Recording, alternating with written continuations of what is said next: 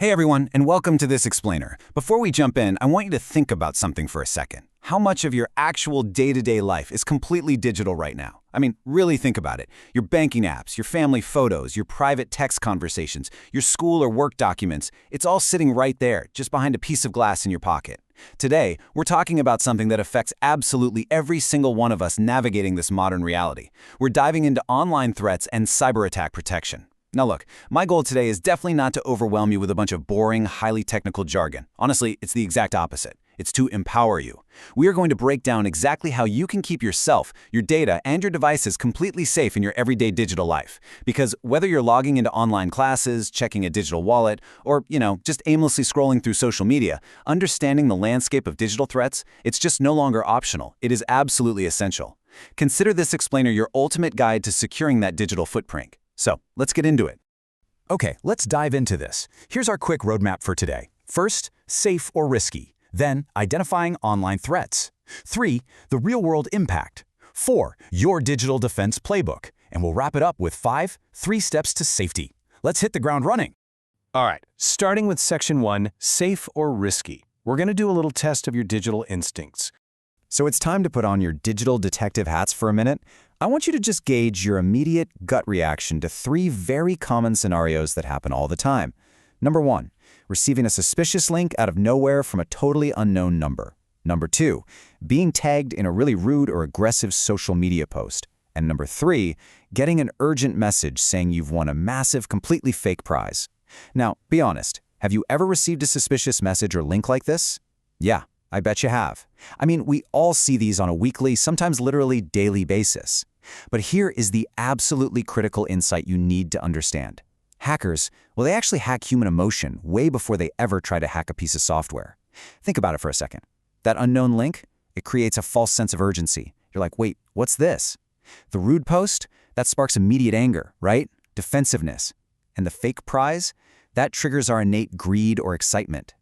Attackers design these scenarios specifically to hijack your emotions, so you act on impulse without thinking. The real question is, what do you usually do when those emotions spike?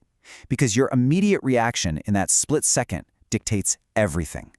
As you'll see here, the contrast between safety and danger online often comes down to literal milliseconds. The risky habit is clicking that unknown link or downloading that unverified file purely on impulse. And that impulsive click, which remember is driven by those emotions we just talked about, is the primary gateway for almost all major cyber attacks today. Conversely, the safe habit is incredibly simple. It's just pausing to verify the sender before taking any action at all. Honestly, that 3-second pause is arguably the greatest cybersecurity tool ever invented. Why? Because impulse is the absolute enemy of security. When you pause, it isn't just a delay, it's an active, powerful diagnostic tool. It gives your logical brain the exact amount of time it needs to catch up with your super eager thumb. In those 3 seconds, you might notice the email address is spelled slightly wrong, or you might realize, hey, wait a minute, I didn't actually enter a contest to win a free TV. So what exactly are we pausing to avoid? Let's uncover that. Moving right along to Section 2, identifying online threats. Basically, knowing exactly what you're up against out in the wild. And this brilliantly illustrates one of the most common and, honestly, most deceptive traps out there today: phishing. So phishing is a fake email or message that tries to trick you into revealing or stealing your passwords. To make it relatable, think of a phishing attack like a digital con artist who shows up at your front door wearing a hyper-realistic mask of someone you completely trust. The attacker is going to pretend to be your bank, maybe your school, or even a really close friend. They call it phishing because the attacker is quite literally throwing out digital bait into the water, just crossing their fingers and hoping you'll bite. They rely heavily on manufacturing a sudden, intense panic. You know the ones, like an email telling you your bank account is locked and is going to be permanently deleted in 24 hours if you don't click a link right now to verify your identity. Their entire goal is to get you to bypass your critical thinking completely, frantically type in your password, and essentially hand them the keys to your entire life. Next up is cyberbullying, which is defined as repeated harmful messages, posts, or actions directed against a person online.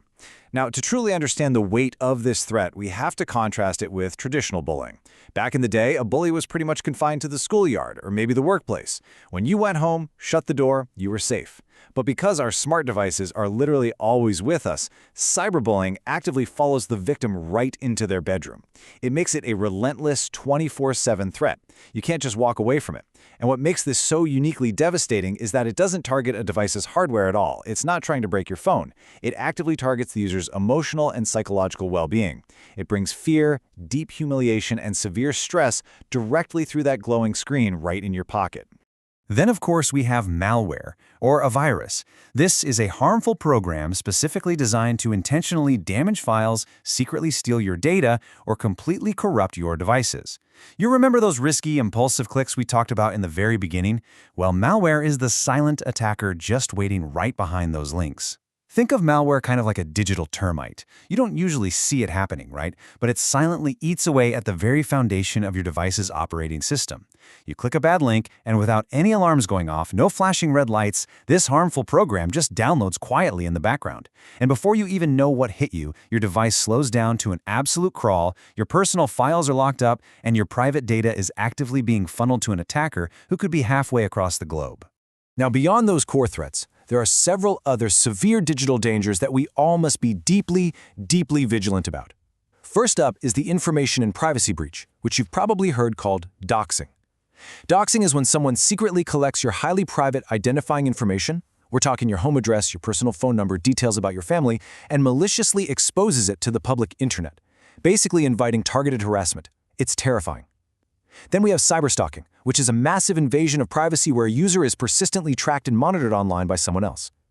Next are online grooming and sextortion. These are incredibly dangerous predatory situations where individuals manipulate users, very often minors, into compromising situations just to exploit them.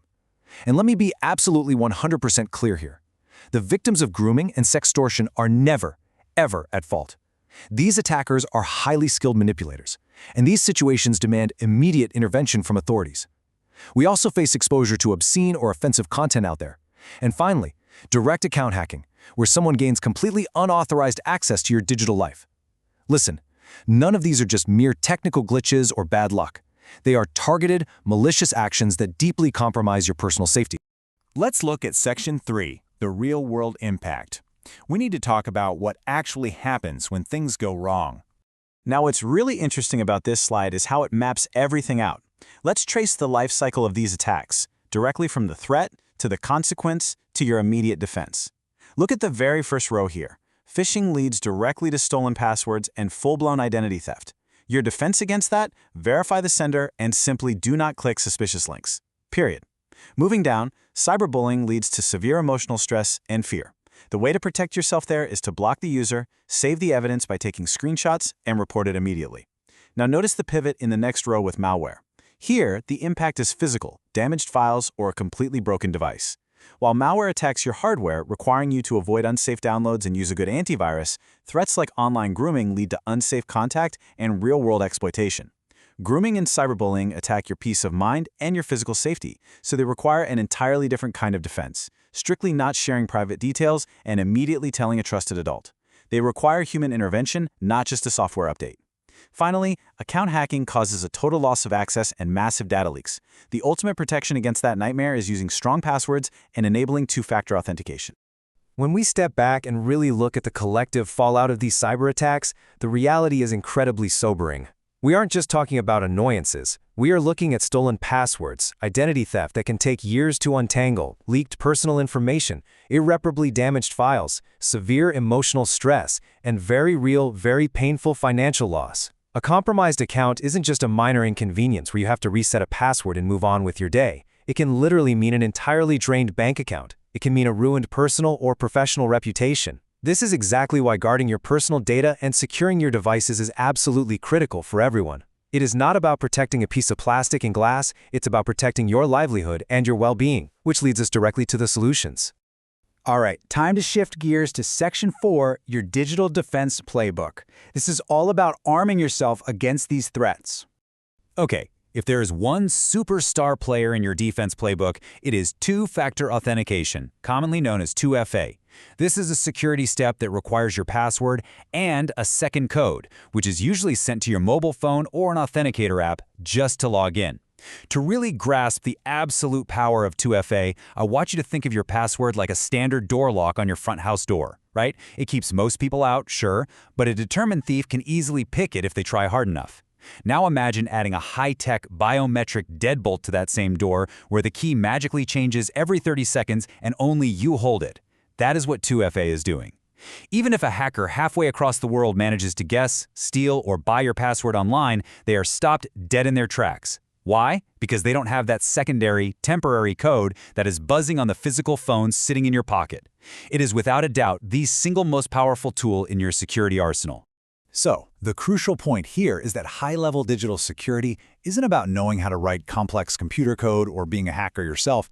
It's honestly just about everyday protection practices. Let's dig into why these simple habits matter so much. Use strong, unique passwords. Look, why shouldn't you use password 123 or your dog's name? Because automated hacker bots can run through millions of basic password combinations and crack them in actual milliseconds. It's too easy for them. Next, check links before clicking them to ensure they're legitimate. Avoid oversharing personal information on social media. Why? Because that's the exact data attackers use to guess your security questions, like, what street did you grow up on? Keep your apps and software updated. Look, I know we all ignore those annoying update notifications, but those updates aren't just giving you fun new emojis. They contain vital armored patches for security holes that hackers have literally just discovered. Use reliable antivirus protection to catch that sneaky malware. And finally, report abuse and block malicious users immediately. Each of these represents a super minor, simple habit, but stacked together, they build an impenetrable wall of security around your digital life.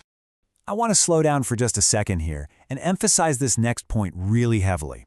If you encounter a threat, always ask for help. Reach out to a trusted adult, a teacher, or an authority figure immediately. You really have to understand the core tactic of a human attacker. Predatory users, groomers, and high-pressure scammers, they rely entirely on shame, fear, and secrecy to keep their victims quiet. They thrive in the dark. The very second you reach out to a trusted adult and share what's happening, you completely shatter the attacker's power. You turn the lights on. Technology is wonderful, and settings like 2FA are absolutely essential, but when you are dealing with deeply human threats, human support is your absolute best defense. You never, ever have to handle these things alone. Let's bring it all home with Section 5, 3 Steps to Safety. These are the top best practices you need to remember. Let's move to and see how this all builds into your daily routine. What are your non-negotiable rules for the internet? Let's break them down into our definitive summary. Step 1. Protect your identity. You need to treat your digital identity exactly like your physical wallet. Use strong, complex passwords, enable two-factor authentication on every single account that offers it, and meticulously check your privacy settings. Step 2. Think before you click. Make that 3-second diagnostic pause a permanent habit for the rest of your life. Verify senders, ruthlessly avoid suspicious links, and absolutely do not download unverified files. Just don't do it. Step 3. Take action against abuse. Remember, you have agency and power in these digital spaces. Use it to block harmful users, take screenshots to save evidence of cyberbullying or threats, and always report them to a trusted adult. Honestly, these 3 steps are your non-negotiable foundation for a completely secure digital life. Which brings me to a final, provocative question for you to think about. Which of your online accounts will you protect first today? In the modern digital age, cybersecurity isn't just an IT problem for tech companies to solve. It is a fundamental personal safety requirement for you and me. But here's the thing, knowledge is only powerful if you actually apply it. Don't just close this out and wait until tomorrow. Pick one account right now. Go change a weak password. Go turn on 2FA for your email. Take your power back. Secure your digital life today and stay safe out there. Thanks so much for learning with me in this explainer.